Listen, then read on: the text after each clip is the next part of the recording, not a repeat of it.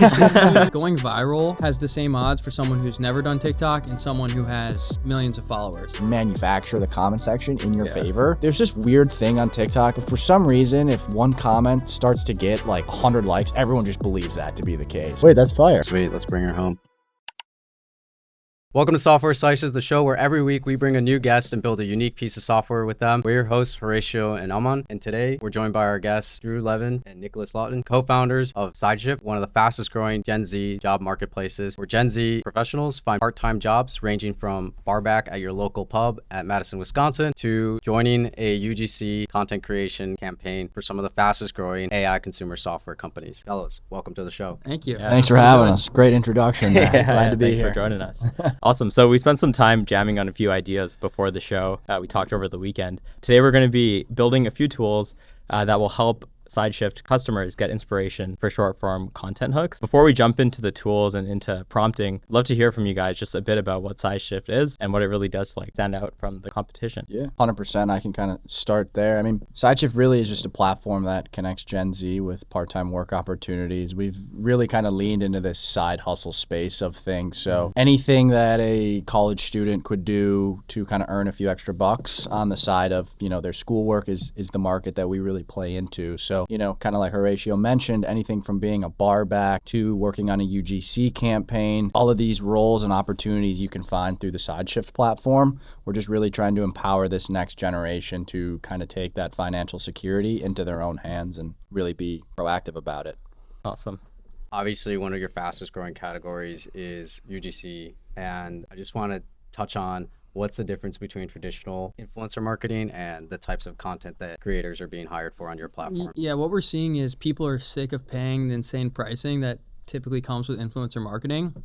And what we're seeing is going viral has the same odds for someone who's never done TikTok and someone who has millions of followers, like truly viral. So why spend $1,000 on a video when you can spend $1,000 on 30 videos is kind of what we're seeing. And you can train a kid to make hooks and post twice a day on a fresh account. So it's more of a volume play rather than like a strategic play. Absolutely. And this is a strategy that some super fast growing apps like Cal AI and other consumer apps have implemented, right? Yeah. What they've really kind of realized really well is just how to hack distribution as a whole and how to kind of get that CAC as low as possible, right? So to Drew's point about, why would you spend a couple $1,000 on an influencer to post a video that may hit or it may flop when you could take that same budget, spread it across a handful of, kind of these Gen Z micro creators, we like to call them, who obviously that income goes very far for them, kind of in all the things that, you're doing as a Gen Z college student, all the things you need to pay for. And they also just understand the game a bit better as a whole, right? So that's really what we're kind of trying to lean into here. You can also get these people to care about your brand and what you're building rather than like an influencer who's literally just in it for like the sake of it, when these kids actually care about the creator experience as well. Yeah. Awesome. Well, today we're going to queue up a feature that will help your clients or your creators find inspiration for hooks. So I got some initial feeds basically where we pre-scraped and done the boring stuff where, we just threw in a couple prompts into Replit to spin up this feed. Right. And then also went ahead and pre-scraped some content. Shout out to Scrape creators. So basically what we did was find accounts on TikTok that were already running this strategy. Yep. Filtered based on them and just got their last 20 or so videos, and that's what comprises this feed. So taking a look, what's your initial gut feel on this right now? Oh, sweet. Cool.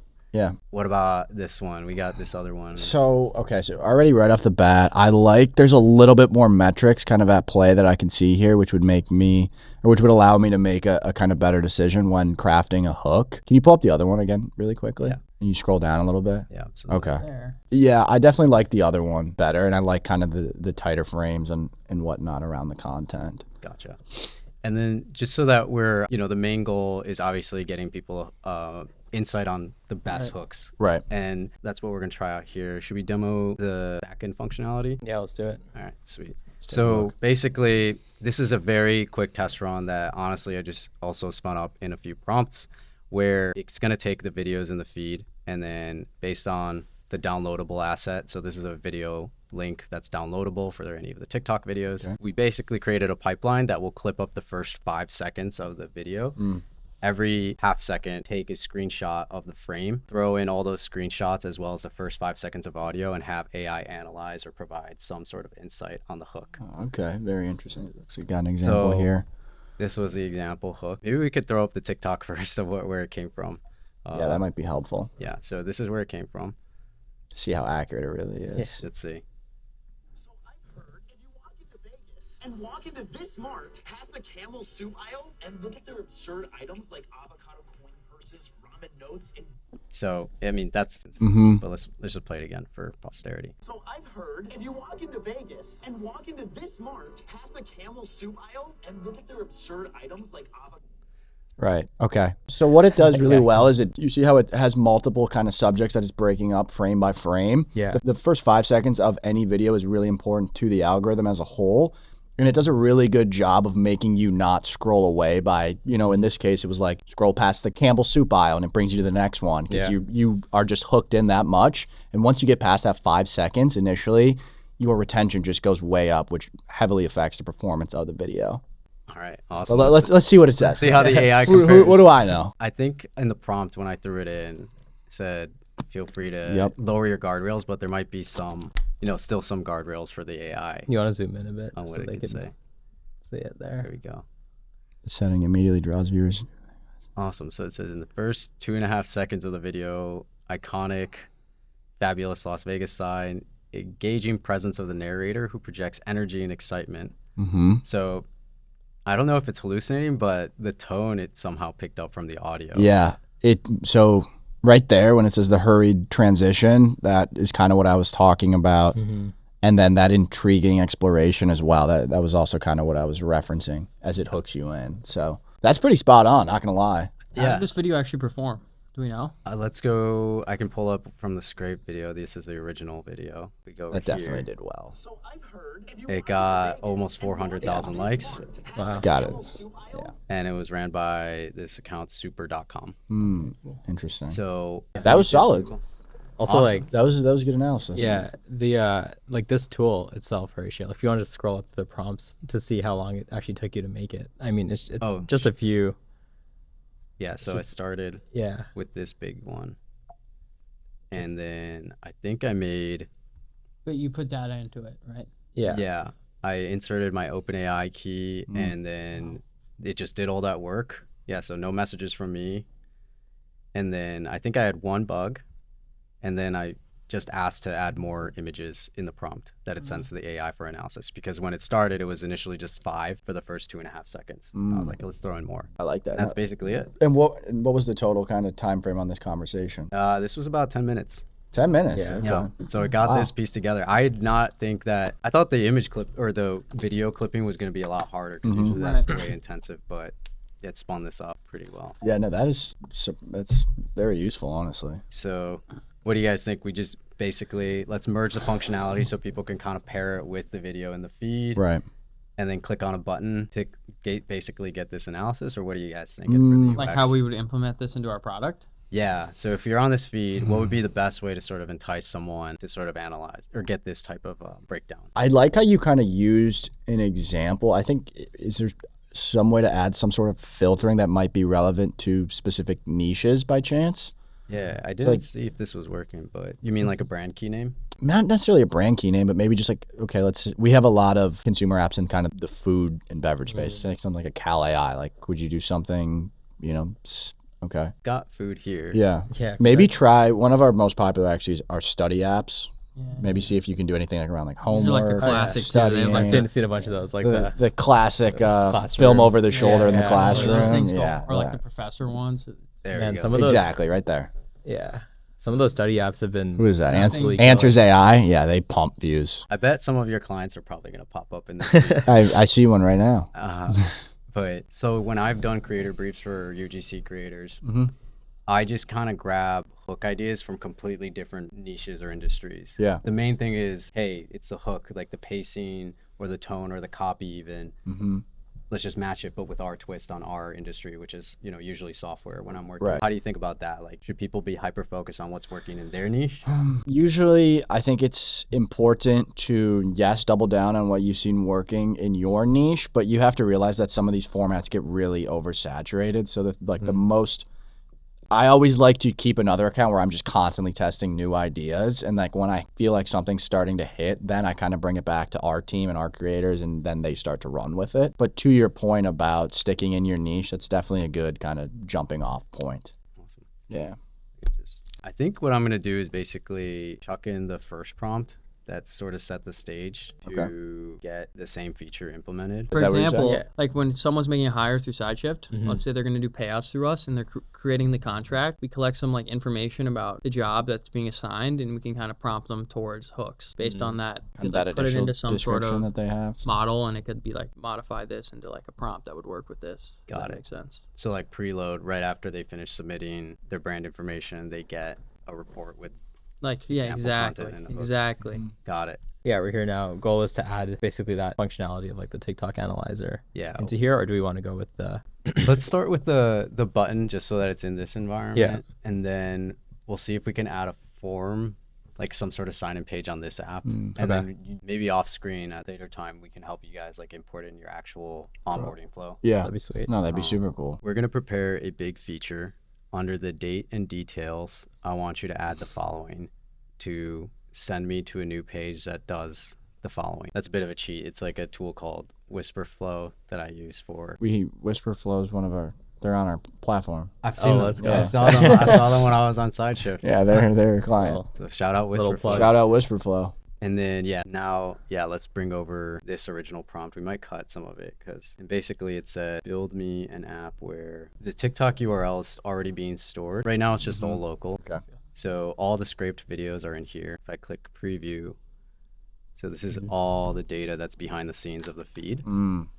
And we could say, it's basically got to get video URL. While Horatio is cooking the prompt, we can like jump into some questions. Yeah, please. The first question we had for you, which is one of the hardest questions, is like, what are the main components that make a video viral, in your opinion? And I know it's like a moving target, but from it's what a you... little bit of a pseudoscience in a sense, right? Who can really nail it down? Tonality is a really big one right off the gun. Because if you think about even that last video that we just watched, and the analysis was pretty spot on. I mean, the energy right away.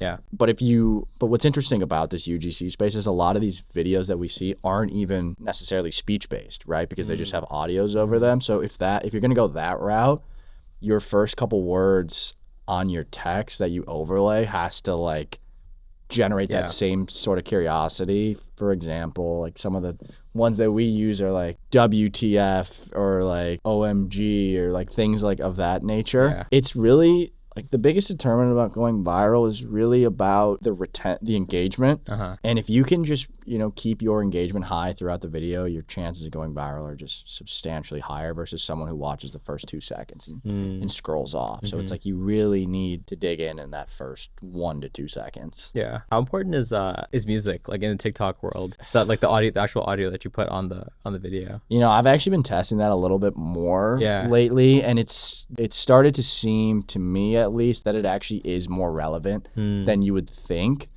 For example, like one of the videos and hooks that we've been testing lately was like it's about like reference letters and like if you're going to get like a side hustle at like a local bar, like they shouldn't be asking you for like 5 to 6 reference letters, like something just so unbelievable. So we've been like using like confused audios or like meme audios like around that, and that's done like really well in comparison to just using like a trending audio, if that makes sense. So it's like the audio like kind of mirrors the tonality and like the overall theme of the video in a way. I also think what people don't realize is the importance of like the call to action when like going viral. It's like you can have a video get 100,000 views that converts 1,000 users or 1,000 customers, and you can have one get 5 million that converts 500 customers. Right. So it's like positioning your video in a way that's going to convert well is more important than like positioning it for views in the first place. Dang. Where's the best place to put the call to action? Because now I'm rethinking this because it's grabbing the first 5 seconds, which is the hook. the best place that you can put it is if you can actually mention the product in the video. Like you see a lot of these study tools, right? Like when they do the over the shoulder in the classroom and like draws you in or whatever, and then they show the product. If you have a product that's engineered for virality, I would recommend putting it in the video. If you don't have such a sexy looking product, the captions are going to be the second best place. for us, like we've had a couple where we were able to mention the product in the video without showing it, and like that converted just substantially better than, you know, some of these other videos that have gone way more viral, but the call to action wasn't as strong.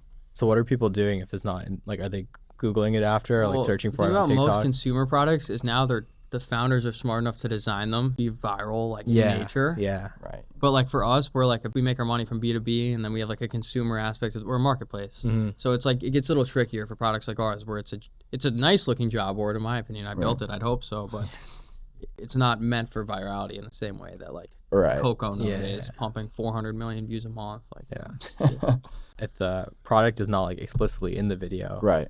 I know sometimes people try to like bury it, so you'd have to like search for it after to also get like your SEO up, or like get people searching and like those keywords. Right. It's really about kind of like, this is another thing. If you can start to engineer the comment section like in your favor at the same time, like for example, some of us, what we'll do is like when a video starts to move, like we call it getting legs a little bit. Say it like breaks the 10,000 mark. We'll go and like have our entire team and creators like start to comment, be like, OMG, is that SideShift? And like just like totally just like manufacture the comment section in your favor. And then there's this weird thing on TikTok, and I don't know if there's any actual evidence to support it, but for some reason, if like one comment starts to get like 100 likes, everyone just believes that to be the case. So it's like, if you can get a positive comment pinned with your product, like you will drive a lot more conversion. People want the like authenticity, right? Exactly. As soon as you see like a real person, you're like, oh, well, this, you're like, how could this be fake? There's 100 other people who've already liked it. that's the issue with AI UGC. Yeah, I was just saying it's the same as when you add like Reddit at the end of Google search just to find like a real person who's saying something. Like the comments, it feels safe. It does feel safe. Yeah. Exactly. But maybe it's not. you never know. It's not. Yeah. Everything's manufactured on TikTok. How are we looking on the? So I queued up the prompt and it's cooking right now. Sweet. But as a review, I basically brought in from the mini tool that had the workflow working. I might have gotten the numbering off, but it's basically the same thing, where we're going to get a button under that, more details and the date in the feed. And once we click that, it's going to bring us to something that will have the analysis and the chopped up first 5 seconds. Right. Cool. Okay, sweet. Let's see. It might have some feedback for us, but we'll see. Maybe it's still working. It's still working. So far, what's been the most viral or memorable piece of content that someone from your network has created for a client? Probably for GPT-0. We're a marketplace at the end of the day, so people will get creators from us or use students. We don't know always like what's happening with their videos. I'm sure there's been videos that have got, like, our customers stay around, so I assume they're succeeding. For us, we had this video that was like really like an eye-opener for us back in January, where it was like pretending that Mark Cuban wanted to invest in this like job board or whatever. It was like fake. It got like 3.5 million views, I think, and it converted like 10,000 students overnight. And we're like, oh, this is like pretty powerful stuff. There's a reason why like everyone wants to leverage our distribution to access these students to make videos for them. So that like opened our eyes to the space a little more. I mean, we haven't been in it very long, to be frank. So we're still figuring it out. We're experimenting, but we're trying to build as fast as we can. I mean, at the same time. But to your point about the clients, Drew's right. I mean, we are a marketplace, so we're just trying to arm, you know, all of these different verticals with the top tier kind of Gen Z creators who can really hack their distribution for them. But I look at some of, you know, our clients, and I can see that when they have a creator, and I can go and look on their SideShift profile and see, okay, that person came from us, that person came from us, and like, you know, they're doing a couple 100,000 views or a couple million bomb videos. So it seems to be it's straight volume. Like it's just a volume game. Like we talked to a guy today, he's trying to get 3,000 videos out a day. Like there's people just like what? The cheaper the video, the better the creator, as many as possible. Like that's like. What does an operation like that even look like? If you have 3,000, a lot of iPhones, a lot of iPhones, or in our case, a lot of creators at the same time, leveraging a lot of our kind of database and whatnot. So there's levels to the game. We're still getting deeper into it, but it's really interesting to see how now you just like you can take something like a consumer app, you know, and you can kind of analyze their distribution, and then you can take a completely different product like a CPG product or something like Showerhead, or for instance, and you can see a lot of these people using the same sort of kind of distribution means to just put their product into the world. And I mean, distribution is one of the most important parts of any part of a business, right? course. You could build the coolest thing in the world, but if you can't get it out into the world, then what's the point? Yeah. So Arguably the most important part, since it's a lot easier to build stuff now. exactly. So distribution's like the main thing, right? How do you get in front of the right people? Exactly. So I think our little AI coworker's done here. It should have a button, Okay.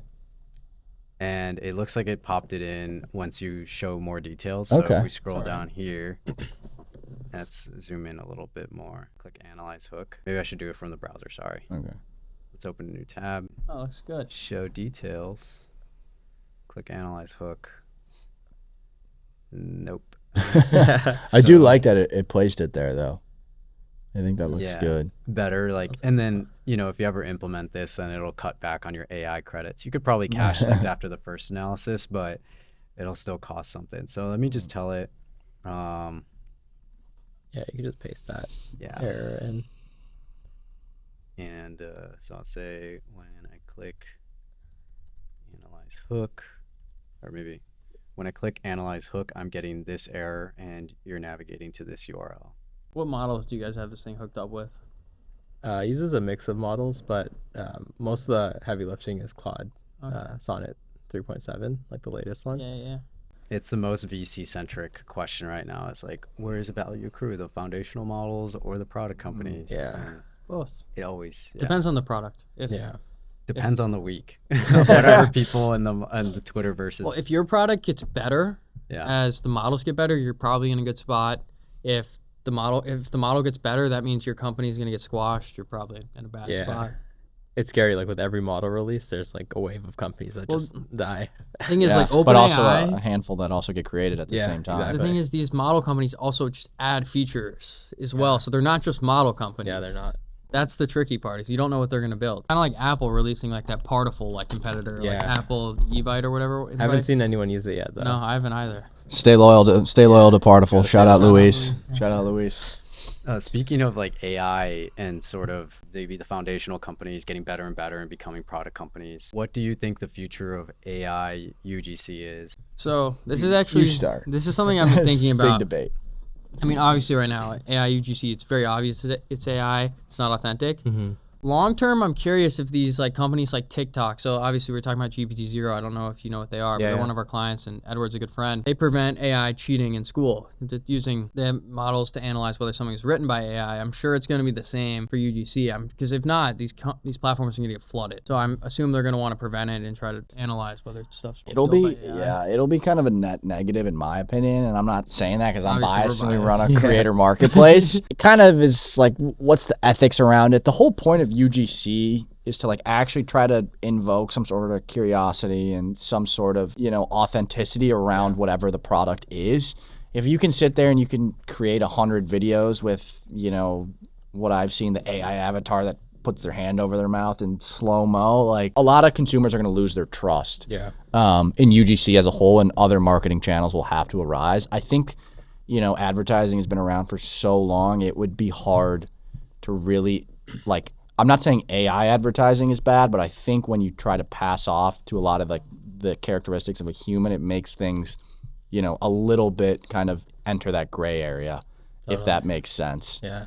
Also, I mean, consumers also just get more savvy, right? As the ads change. Exactly. Like we were saying, the comment section, like you start valuing those things more You start than like the evaluating. thing that they're There's also a world where in-person activation, Yeah. in-person marketing becomes a lot more For sure. relevant as well. But I mean, these platforms don't want to be overrun by AI content. Yeah. Looks like got another test run to Let's give it a look go. at. So let's take a look.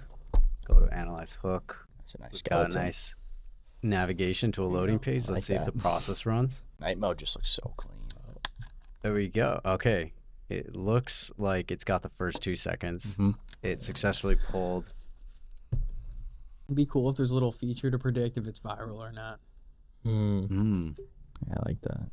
So Viral radar. before, I mean, I think I think we could cue that up maybe. Okay. Maybe after we fix it having more images, because I think the first 5 seconds are important to have. They right? are definitely important. We could probably clean up the. Could we make the frames more vertical instead of horizontal? Yeah. If that makes sense. Just similar to the See other the whole. kind of example that you had, so we could see the whole frame. Absolutely. Maybe we can give it a reference of this one. Let's see if we can go back. Yeah, perfect. Yeah, you could probably like, if you're doing it for the hook, but then also doing it, maybe you could have like a CTA, basically bisection of video or something even. Yeah. It could like highlight the best hooks. That would be Oh, cool. that'd be cool. Best call to actions, best. First, let's get the formatting right. Yeah, So yeah. let's say, One at a time. great, fantastic. We're navigating to the proper page and the general elements are there. Let's just clean up the formatting. First, make the formatting of the images more vertical, right? Yes.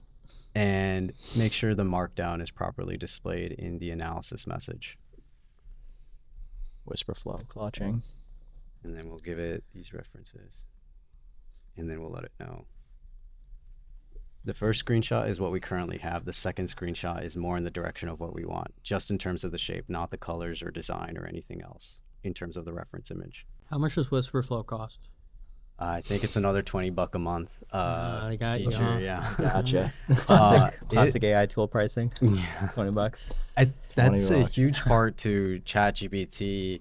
You guys probably have the best analysis because so many AI consumer companies come your way. Yeah. Is that correct? That like Depends. ChatGPT kind of anchored it at $20 a month for consumer. I mean, that's AI a real apps? AI tool. Like if you're looking at these like consumer apps, they're like $3.99 a week, like, for like $100 a year, Yeah. like, whatever they can find the most LTV. I'm sure they test whatever they can. Yeah, they're using Superwall to ABC test like 9 Yeah. different, pricing points. They've got that dialed. It's really all over the place. Yeah.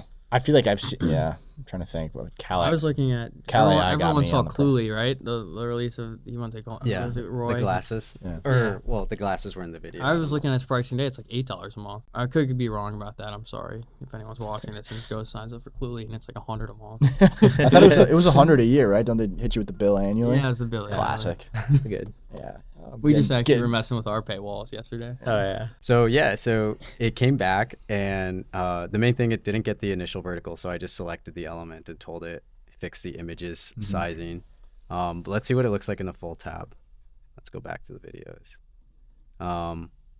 Should we let's watch like one of the first ones. Should we do this workout video first? Okay. All right.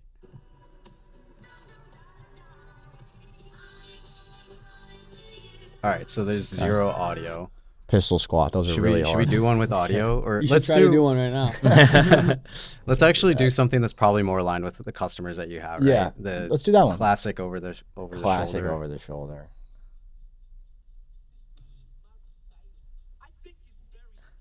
This thing probably can. I don't even want to know how this converted.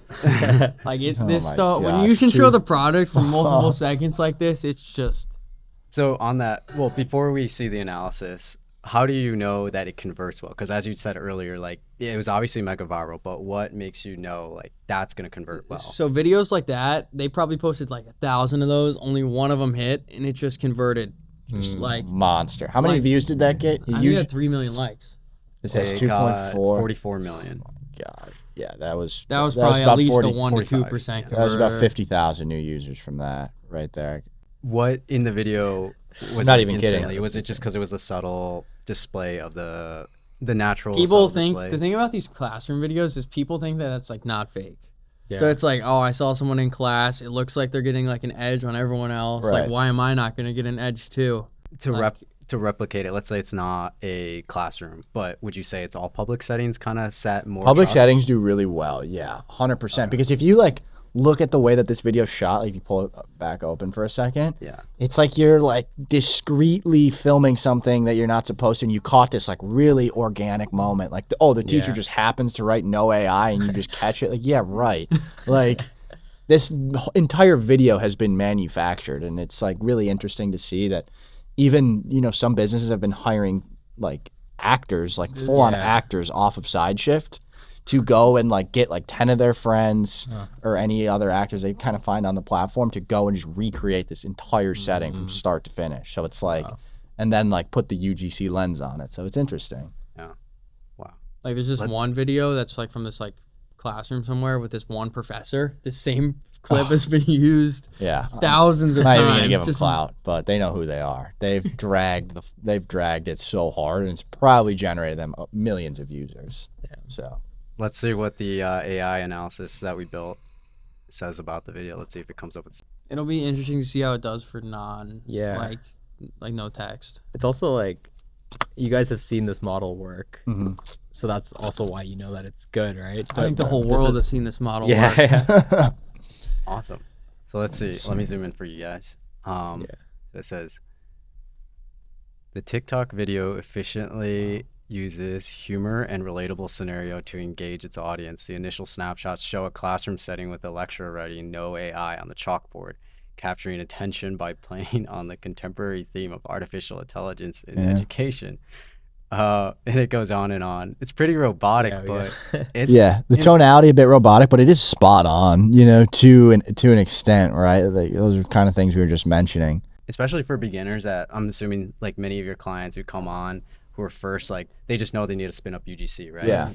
It's kind of like the best of both worlds because they could see the video and then get the clear cut, like most important I mean, pieces. at the end of the day, if it gives them inspiration, I think that's a positive thing. Yeah. I think, it's interesting, and it's something like this actually would be really powerful, because in the same way that you guys are empowering non-technical people to, be able to build products and whatnot, like a tool like this is empowering technical people who don't understand marketing and distribution to have like an actual edge in a relatable manner to them. Yeah. So I don't know, bullish on technical people who know marketing at the same time. I've talked to so many like builders, like software creators, who are like trying to find Discord groups and like learn more about how to create content, right? And they don't know how. So stuff like this. Because a lot of it is like, it's a lot of pseudoscience, it's a lot of art, but there are things that you can actually kind of extract and put into some sort of equation that makes sense to people who are a little bit more technical minded,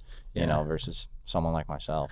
I don't know. I think a lot of it's also just the volume, like knowing to actually test so many versions of the thing. And it's kind of, it's honestly a crazy concept that, like, when we first heard about the high volume posting, we're like, there's no way that works. And then like we just like stuck with it, and like things just started going viral, and users just started like flooding in, and we're like, all right, there's something here, and like, the world should know about this distribution channel. Our company's young, but I remember when we found out, we're like, there's no way this works. We were getting ready to shell out like $3,000, which at the time was like a ton of money for us. To like do influencer marketing, and we're like, we're just gonna hold off. We're gonna try this, and then we went viral like 4 days later. Right. Thank God we didn't spend that $3,000. Yeah. So should we bring it home and maybe just rebrand it to make it a unique name? Yeah. TikTok UGC Explorer isn't doing it for you guys. Make it something more fun. I think you guys More mentioned branded. when we chatted HooksGPT. I like HooksGPT was the thought. HooksGPT was the thought. I mean, we have ShiftGPT already in the product, but I like HooksGPT. HooksGPT is good. Okay, great, because I bought the .com yesterday. Okay, perfect. Awesome. So let's That was available. That domain was available. It was available. HooksGPT.com. That's pretty good. HooksGPT.com. HooksGPT.com. Yeah. Okay, great. Any other design requests that we should make, just like on the Should we go to overlay? SideShift and see if we can match the yeah. design of Match the the design? SideShift layout? Yeah, absolutely. Let's do SideShift app.app.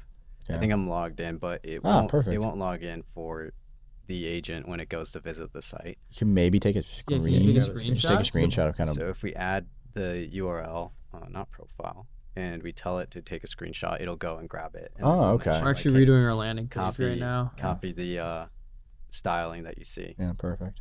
Okay. Oh, it shows on your landing page. All right. And then rename to HooksGPT. Any other design elements? I think that's. Let's rock with that. Sweet. Let's bring her home. See what we're able to spin up. Okay, let's just rebrand it to align more with a brand we're going for. We're going to rename the site HooksGPT, and we want the styling to match the site and the landing page style of this website.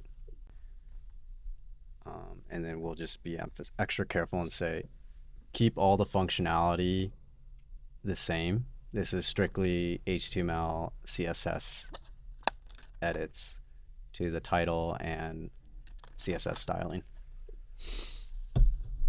I'd imagine you guys have gotten pretty good at prompt engineering and whatnot. I mean, Yeah. given the fact that you guys work with a tool like this all day.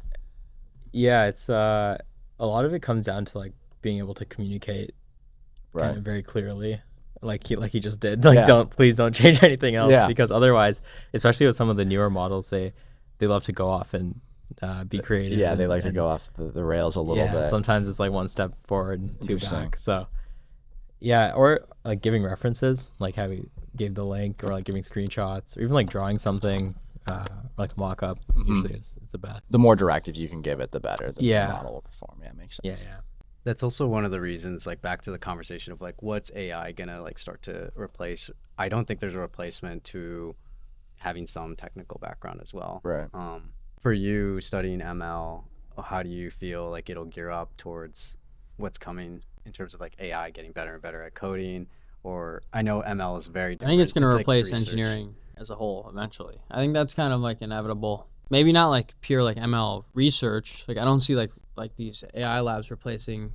Like there's a reason Mercor is so successful. It's because the value for the AI talent is so vast. So I don't see that going anywhere from like a junior level software engineering standpoint. Like they're gone.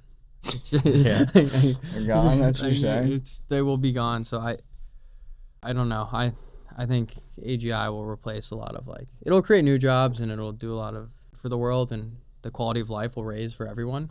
Yeah, but it's kind of inevitable, at least from like. It's replacing software engineering as a whole, but it's also making it more accessible at the same time. It's So it's not like, close to replacing it yet, but it will. Like right now, it's not obvious that like you still need technical people. Like tools like Cursor empower technical people to ship at much faster rates. Yeah. And I think that's really powerful. I think stuff like this is awesome as well. Like for stuff that's not super complex, you can kind of build out your idea that you've been sitting on for 20 years and kind of see it. And then if it works and you're selling, you can always hire an engineer and then build it into something great. So it allows businesses that couldn't exist to exist. And that's powerful as well. So that's a macro future, bringing it back down to the micro and your day to day. What are you guys hoping for the next year, 3 years of SideShift looking like?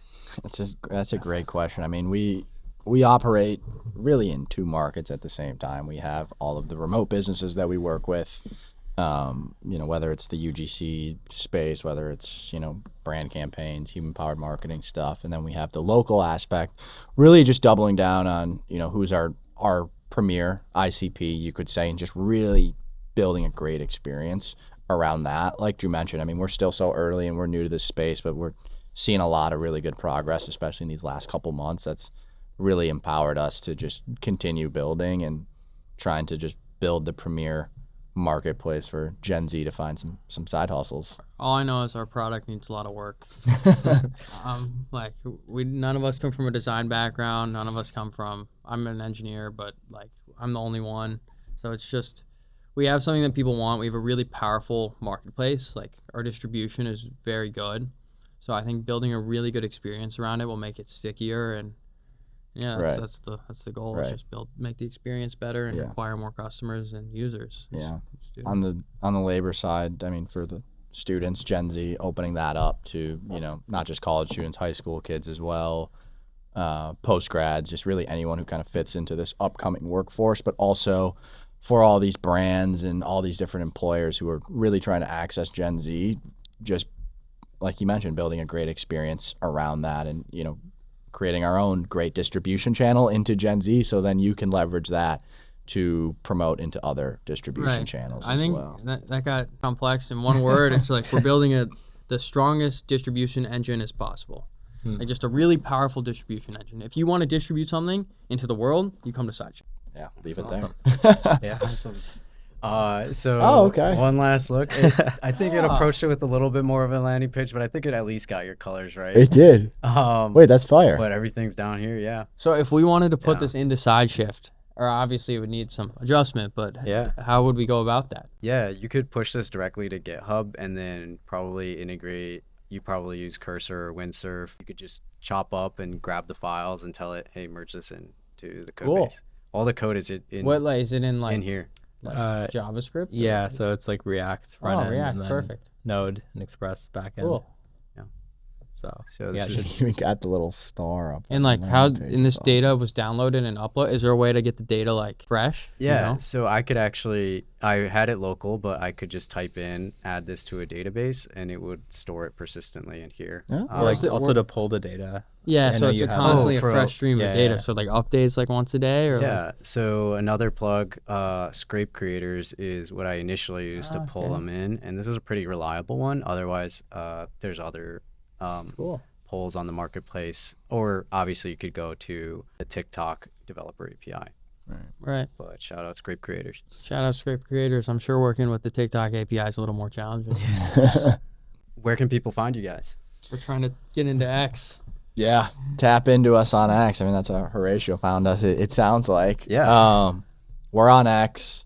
Always dropping distribution hacks. Always dropping UGC hacks. We're on LinkedIn too. We're still lame in that capacity also.